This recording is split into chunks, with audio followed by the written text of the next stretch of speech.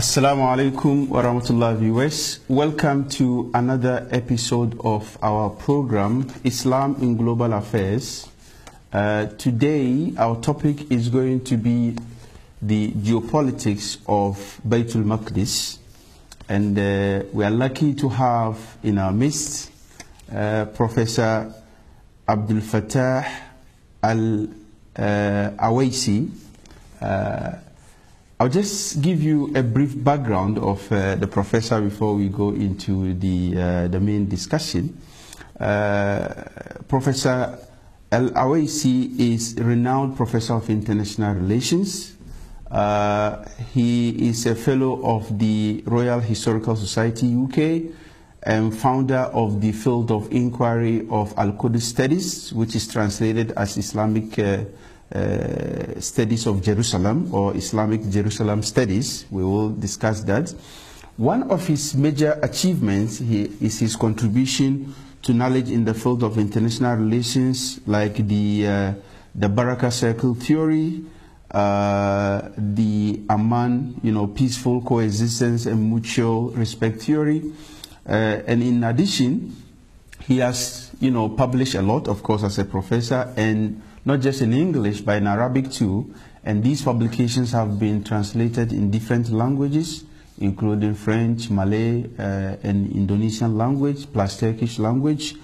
The professor is a recipient of many, awards. He's he started many projects, from the scratch, including the studies, the Al-Quds studies I've mentioned, International Academic Conference, and also a peer-reviewed journal called Journal of Islamic Jerusalem, where he's been editor-in-chief since 1997.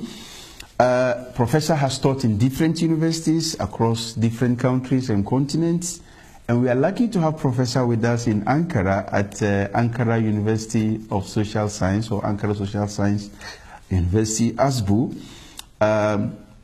where he has just founded Master of Arts program in Quds Studies, first of its kind, I must say, in the region. So you can see from Professor's background that we have the right person at the right moment, inshallah. And we welcome you, Professor, to the program, Islam and Global Affairs. Welcome. Thank you very much. Thank you. Yeah. I think without wasting much time, we will just try to set the ball rolling. In your bio, secretly, though maybe not, I saw that you recently received Istanbul Science Award 2018. Could you please tell us what the award was about? First of all, thank you for hosting me. Yeah. This came to me like a surprise in January. Previously, it has been awarded to institutions. Oh, okay. And I think one was in Sudan. I can't remember the name of the university, for certain achievement. Okay. And this year was awarded to me of my several contribution to knowledge. Okay. And I felt proud to receive it in Istanbul. It was hosted in Istanbul. So you feel that your work has been acknowledged by receiving such an award, because even looking at what Rasulullah sallallahu alaihi wasallam, he said, three things when someone dies, it will continue. And he said, علم ينتفع به. Yes. What is علم ينتفع به? Is you leave contribution to knowledge. You can write books, you can write articles, but it might not be beneficial to human beings. So the term علم ينتفع به, it should be beneficial to humanities and to your ummah. And it seems the people awarded me, they felt I left something beneficial, not to the ummah, to the Muslim ummah, but also to the humanities, through several theories and models which I have been developed in my long or short journey, 32 years. Very long. Since I get my PhD from Exeter University in 1986 in England. I have been in academia, so this year I have completed 32 years of working in university levels. MashaAllah. That's great, that's great. And when I saw it, I said, wow, this is really impressive, MashaAllah. Yeah, so at ASBU currently, you founded a program, NA in Al-Quds Studies. Actually, when I saw the Master of Arts in Al-Quds Studies, it just clicked me. What is in a name? Like, why not Master of Arts in Jerusalem Studies, for example, but Master of Arts in Al-Quds Studies? So, what is in a name? I'll come to the content of the program briefly, but why Al-Quds Studies rather than, say, Jerusalem Studies? Yeah. First of all, if I may quote the former British Prime Minister, Tony Blair, he said, this is the mother of all conflict in the Middle East. Yes, true. So this is a very crucial issue. And unfortunately, it has been for 101 years since the British occupation of Qudus in 1917. And you feel this issue has been tackled from a political angle. Politicians, they are dealing with that. But there is no knowledge, if I may put it in this way, presented by Muslim scholars regarding this issue. And this is one of the crises, what I call it al-Nakba. Yani, al-Nakba is an Arabic terminology, mean catastrophe. So they are talking, when they talk about Palestine, they talked about political and military Nakba.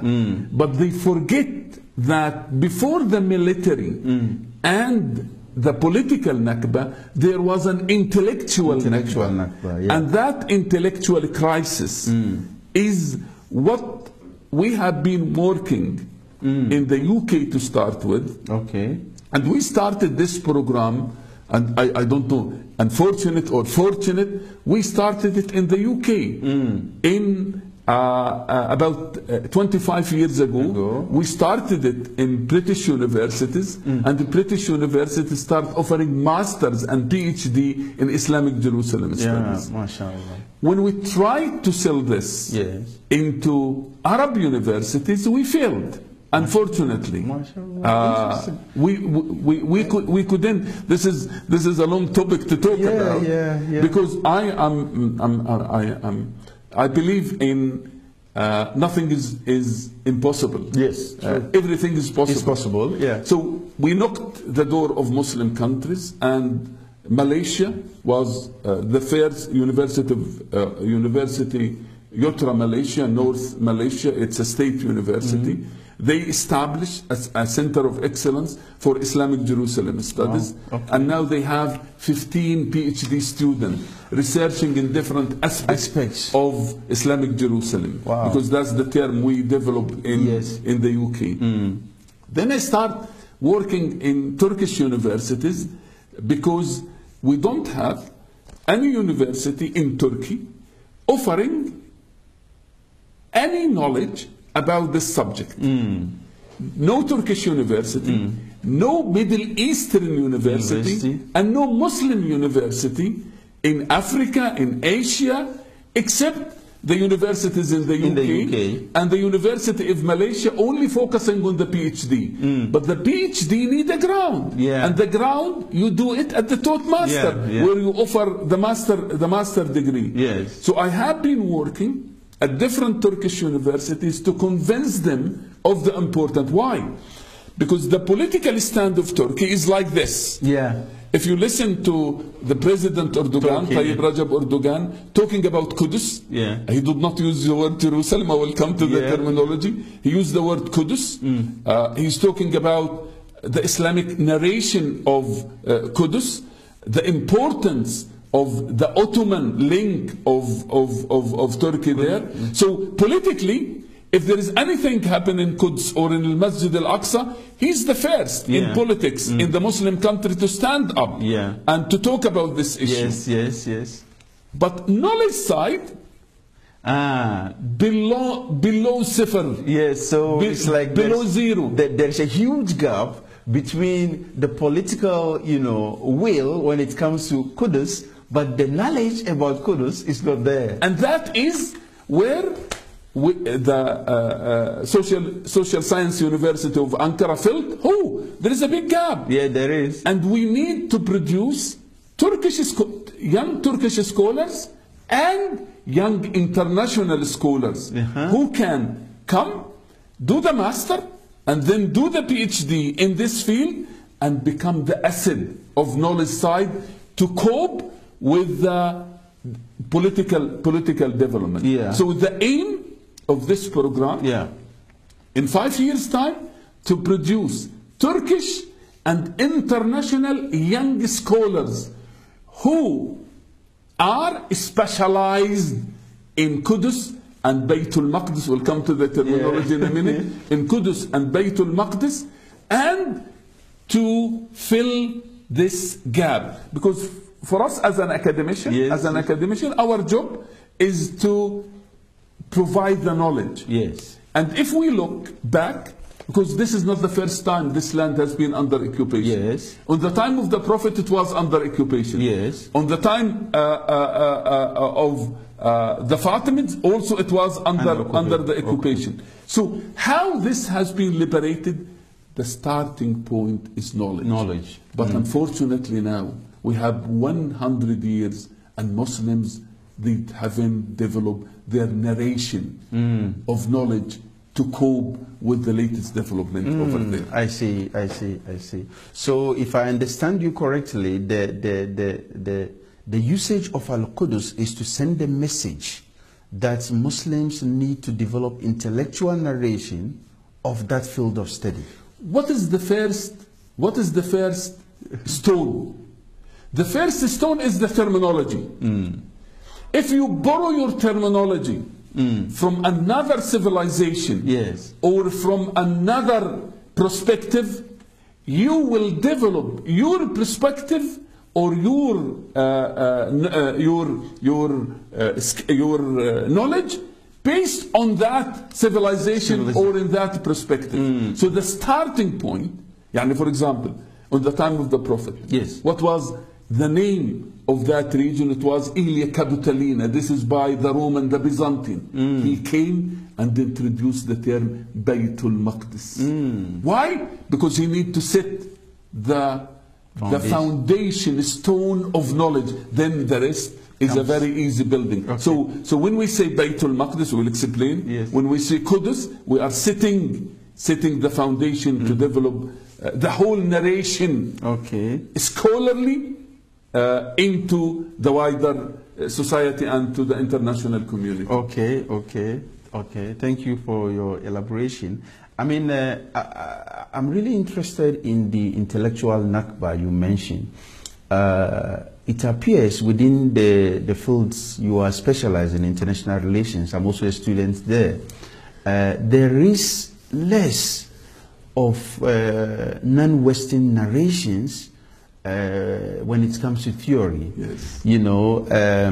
We can talk of the critical theories, or we can talk of the post-colonialists who are trying to, look at the mainstream theories with some kind of suspicion and trying to question certain things. But then if you talk of non-Western scholars, or to put it specifically, I mean, Islamic theories, theories who are within the field and also are able to develop theories with Islamic perspective, is very hard to come by. I mean, the like of yourselves are really hard to come by. Why is it so?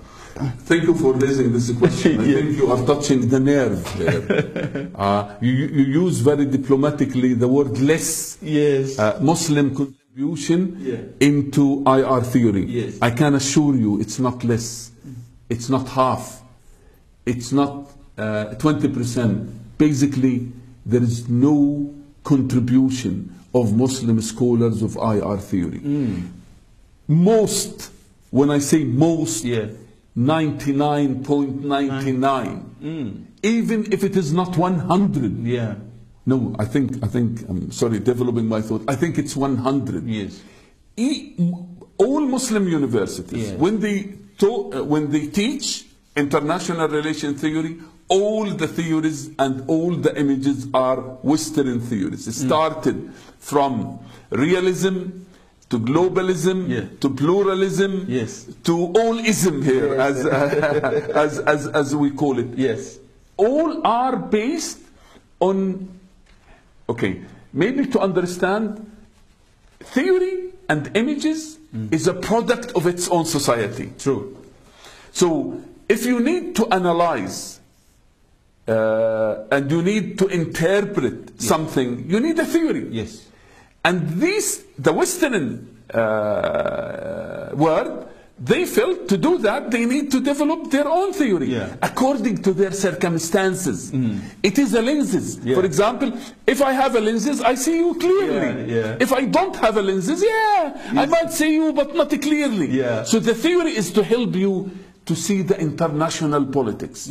Without theory, you can't see the world. You can't interpret the world.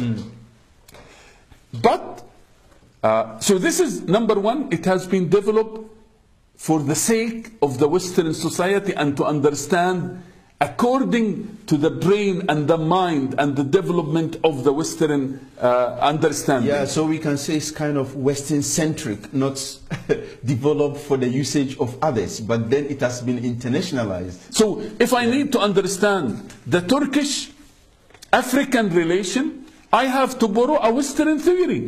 It will not give me the accurate analysis of what is happening there. That's number one. Number two, unfortunately Muslims, because they are weak, they are borrowing. Borrowing is very easy. Buying is very easy rather than producing. And that's applied to the theories. Okay, West, they have developed. These are the white superior civilized, and they have developed this theory. They are more intellectual, they are more civilized. Let us borrow from them. And use it. But when we use it, it will not give us the accurate interpretation and the prediction we can develop. And unfortunately, this is one of the problems in the Muslim country, that I can understand you buy your product from Western country, you can do a drink from outside, you can buy your machines from outside, but to buy the brain of others, my name is Abdul Fattah, and when I'm talking like John and George and Elizabeth, for example. This is a problem. This is the problem. It is. So it's unfortunately not the Muslim countries has been under occupation, but the Muslim brain has been under occupation, and this is the disaster. This is the real crisis. That the problem is not on the land. If your land is under occupation, and your brain is an independent, you can liberate your land. But the problem, if your brain is under occupation, how you can liberate your land? There is no way. Okay, wonderful. I think viewers, we just get started. We need to go for a short commercial break. When we come back, we go into some details about Al-Aqsa, Baytul Maqdis, and Qudus, and all the terminology surrounding it, and the politics and religious stuff surrounding it with Professor Abdul Fattah. So see you in a minute. Please stay tuned.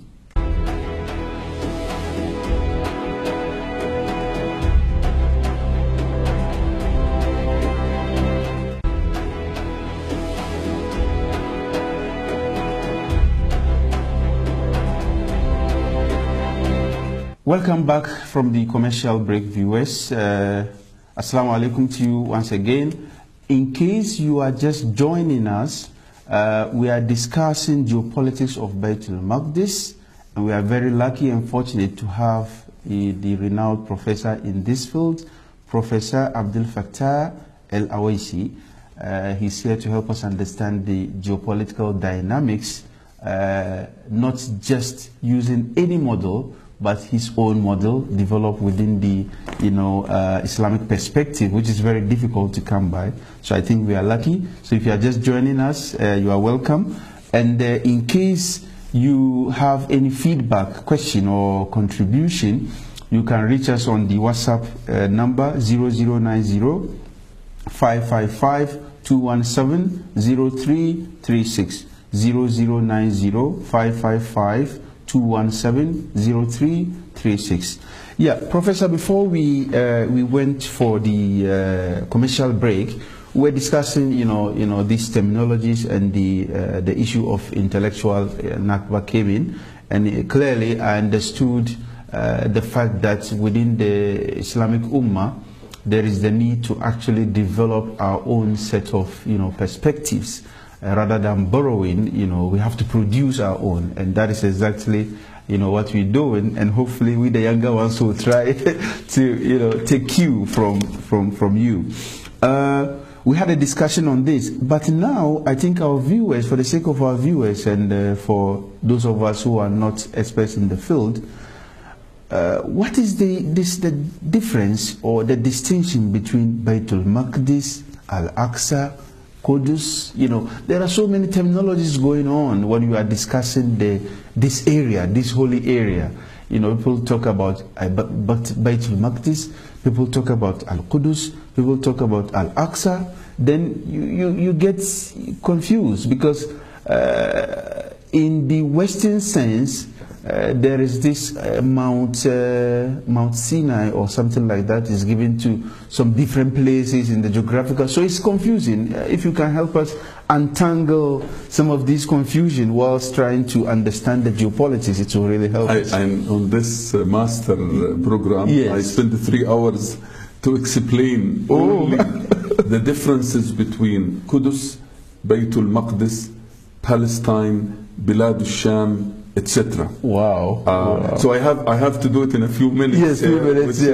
Which is sometimes it's not an easy to do. Yeah, true. Okay. We have different terminologies, and as I said, terminologies reflect the civilization, reflect the vision of any nation. And the problem of borrowing, I will not talk about this because this is part of the colonial. For example, when they called the Middle East is not the terminology. This is a Western colonial terminology, according to Edward Said in his famous book on Orientalism. Yes. But the West were the powerful. Yes. And in his book on Orientalism, he's talking about the relationship between knowledge and power. Yes. If you have the power, then you produce the knowledge. So they produce, this is the Middle East.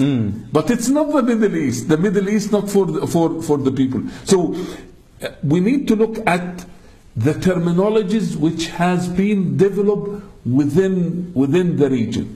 For example, on the time of Islam, when it came, the region was known, the holy region was known as Ilia. And the city itself called Ilia Capitolina. This is from the Roman, the Byzantine. It was Ilia, and Ilia was a region, a big place, and the city, the walled city, called as Ilia Capitolina, like the capital of the region. So when Islam came, coming with a new terminology, the Prophet used Baytul Maqdis. MashaAllah. To give, so when we are talking about the region of Ilia, the Muslim name or the Islamic name, because it's coming from the Prophet, it's not a Muslim, the Islamic name is Baytul Maqdis. And this walled city, known as the city of Baytul Maqdis, or in Arabic called Al-Madina Al-Muqaddasa, the holy city. Within the holy city, you have Al-Masjid Al-Aqsa.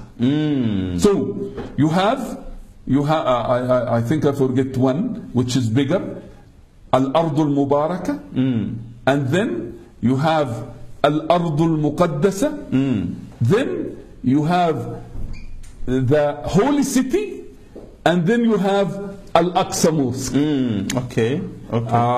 In a few minutes we will show that in maps. Maybe if we can see the first map. Okay. If we can see the first map. Then we can explain it in details. While it is ready. So you see, each of these terminology, they have a different understanding. So when you say Qudus is a term invented. We said Baytul Maqdis is a term invented by the Prophet. Yes. Elia was a term invented by the Byzantine who occupied this holy land. So in the time of the Prophet, the fourth Caliph, the Umayyad, until the Abbasid, until the time of Al-Ma'mun. Al-Ma'mun, in his time, he was surrounded and influenced by the Mu'tazila. And the Mu'tazila, basically, they came with a lot of changes. Yeah. Even in the Aqidah of Muslims, where they forced Muslims to believe on the creation of the Quran, Khalqul Quran. And this was a big fitna. Yes. A big fitna within the Muslim community, and we know what happened to Ahmad ibn Hanbal. Yes. So at that time, the Mu'tazila influenced Al-Ma'mun, and they changed the name of the Prophet Baytul Maqdis to the word Qudus. Okay. How we know this historically? Yes. We found he visited Al-Masjid Al-Aqsa. Can we have map number 1, please? And then when he visited Al-Masjid Al-Aqsa, yes. When he visited Al-Masjid Al-Aqsa, then he named the place as Baytul Maqdis. Yes. And this is the first. If we look here, yes, we see this is Al-Masjid Al-Aqsa. This is Al-Masjid Al-Aqsa. The blue colored one. Coming from here to this area where I'm pointing. Yes. This is Al-Masjid Al-Aqsa, which is 142 dunam. Wow. Al-Masjid Al-Aqsa is not only the Dome of the Rock.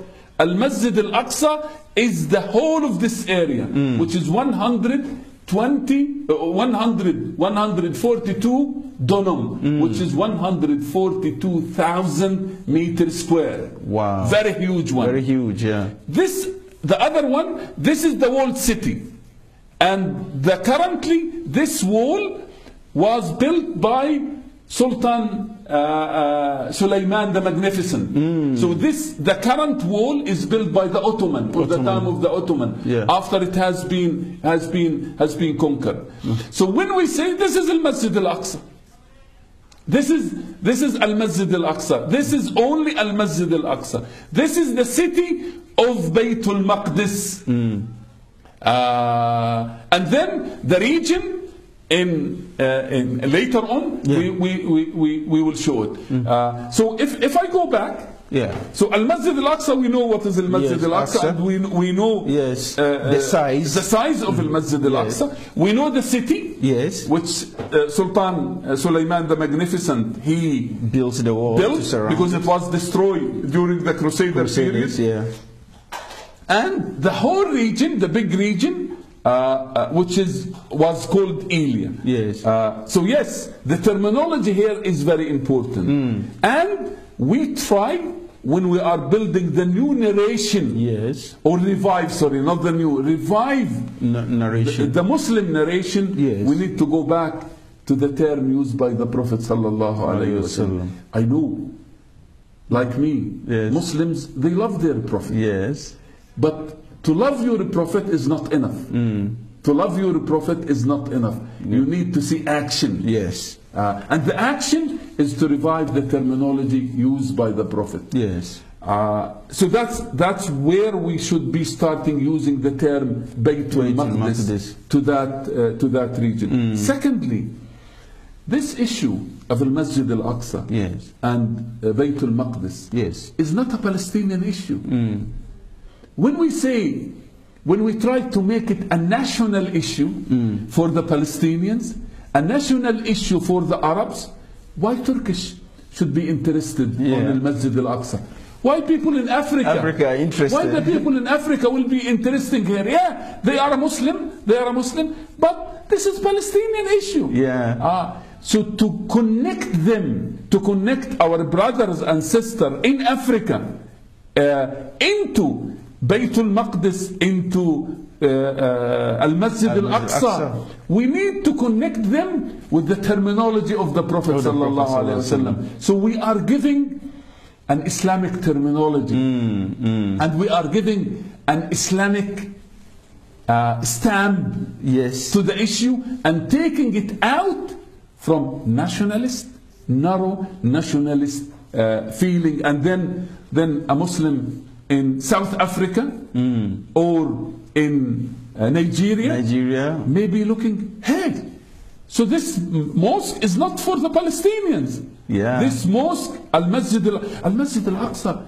is mentioned in the Quran. Yes, it's mentioned in the Quran. So it did not mention as a holy sacred place. It did not say this is for Palestinians. No. And this is the job for Palestinians. Yeah. But it says, Rasulullah sallallahu alayhi wasallam, he said, there is 3 places Muslims should travel to worship. Yeah. He mentioned Kaaba, he mentioned Al-Masjid al-Nabawi in Medina Munawwara, and he said Al-Masjid al-Aqsa. So Al-Masjid al-Aqsa was connected to the belief, to the aqidah of the Muslim at the early stage. So when we say, coming back short to your question about the terminology, yes, we should be using the Prophet terminology, Bayt al-Maqdis, when we describe this region. Okay, thank you so much for this elaboration. But then you mentioned about Ardul Mubarakah, or like, what is the difference between Baytul Maqdis and Ardul Mubarakah? Is it the same, or the Ardul Mubarakah extends beyond Bayt al-Maqdis? Thank you. Wallah, mashallah, this has become a very interesting discussion here. If we can see the second map. Second map, please. Second map. If we can see the second, the second map. Yeah.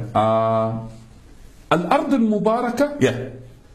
If we can look here, this is Al-Ard al-Mubarakah. Yeah. And you can see, by the way, this is the latest research done by scholars. This is not my own research. I'm presenting the latest research has been done into this this field. A scholar, he spent 4 years is coming to these maps here. Wow. So you can see, this is Elia, what I was talking about. This is Elia here. Very tiny. Very tiny, yeah. Very tiny here, okay? But this is the map of Al-Ard al-Mubarakah. What does Al-Ard al-Mubarakah consist? Bilad al-Sham, Syria, yes, Lebanon, Beirut, Tripoli, and also part of Jordan, Amman. So this whole area, Beirut, Damascus, and Amman, and Elia consists of Bilad al-Sham. So the whole of Bilad al-Sham, before the British occupation, this was known as Bilad al-Sham. But unfortunately, when the British and the French came and occupied, divided into 4 countries, Lebanon, Syria, Palestine, and Jordan, Transjordan, and then Jordan. So all this is part of Bilad al-Sham, and it's part of Al-Ard al-Mubarakah. But also Egypt, you see Alexandria, Cairo is part also of Al-Ard al-Mubarakah. MashaAllah. What will surprise people, Cyprus, which is connected with Turkey, is also part of Al-Ard al-Mubarakah. But this terminology, Ard al-Mubarakah, is it Islamically, is it of Islamic origin in terms of the, text? Or how did we generate this terminology? Thank you. And I can see we are digging into here. The scholar who had done this, he found there is 5 verses in the Quran mentioning Al-Ard al-Mubarakah. MashaAllah. And according to these verses, he managed to come to that sort of conclusion. There is in Surah Al-Anbiya, Surah Al-A'raf, Surah Saba, and Surah Al-Isra. Surah Al-Anbiya twice. Okay. For example, I will give you an example. Allah subhanahu wa ta'ala saying in the Quran, وَنَجَّيْنَاهُ وَلُوطًا, He's talking about Ibrahim alayhi salam. وَنَجَّيْنَاهُ وَلُوطًا إِلَى الْأَرْضِ الَّتِي بَارَكْنَا فِيهَا لِلْعَالَمِينَ. He did not say لِلْمُسْلِمِينَ. Basically, where is Ibrahim was living? He was living in Iraq. So Iraq is not part of Al-Ard al-Mubarakah. Okay. Because when his people tried to kill him, he saved him. And he ordered him to immigrate to Al-Ard al-Mubarakah. So he came from Iraq, from somewhere here, and then he came to Aleppo over there, and then he came to Bayt al-Maqdis, to area over there. So when وَنَجَّيْنَاهُ, we saved him and his nephew Lut to the land which we gave barakah. Who gave the barakah? Allah subhanahu wa ta'ala. So al-ardu allati barakna fiha lil-alamin. But Surah Al-Isra, it says, سبحان الذي أسرى بعبده ليلا من المسجد الحرام إلى المسجد الأقصى الذي باركنا حوله. This is another issue. So the حوله is the surrounding area, which other verses, 4 verses in the Quran mention. So basically the answer to your question is Al-Ardu al-Mubarakah. It is Bilad al-Sham, Egypt and Cyprus. MashaAllah, MashaAllah. Thank you so much for this elaboration. Al-Ard al-Muqaddasa, if we can see the third map, if you can see the third map, if we can see the third map, the third map is Al-Ard al-Muqaddasa, which is very small. Which is part, basically, it is this part. Within the Elia. Within the Elia. Elia is the Bayt. We said, because Elia is the Roman Byzantine terminology, and the Prophet, when he came, he gave it the name Bayt al-Maqdis. Okay. So if I may put it like this, this is Al-Ardul Mubarakah. This is Al-Ardul Muqaddasa. Thank you. This is now, if you look at the red line, surrounding, this is Al-Ardul Muqaddasa. And the scholar took 4 years to come with this conclusion. And you can see part of it is in what is known now as Transjordan. What is known as Transjordan. Jordan now. Al-Karak, Mu'ta, Ma'ab. This is now in Jordan. And this is part of Palestine. And if you look there, part of the Mediterranean Sea. This is what we called in international law territorial water. So it is a region. It is a full region. This is much better. It is a full region. You can see in the north, Jenin. Jenin is there, Jenin. Bisan is not part. Bisan is not part. Haifa is not part. Qaysariya is not part. Irbid in Jordan is not part. Amman is not part. But Jenin, it is. If you go south, Beersheva is part. Gaza is not part of Al-Ard al-Muqaddasa. You see, this is Gaza. This is Rafah. This is Gaza Strip. Gaza Strip is not part of Al-Ard al-Muqaddasa. It is part of Al-Ard al-Mubarakah, the second circle. So this is like we said, this is Al-Ard al-Mubarakah, Al-Ard al-Muqaddasa. And within Al-Ard al-Muqaddasa you have Al-Masjid al-Aqsa. MashaAllah, MashaAllah. I think we are running out of time. Viewers, it's getting really interesting, and I think we need to have Professor back for another episode because we are yet to go into his models. So thank you so much for having time, with us.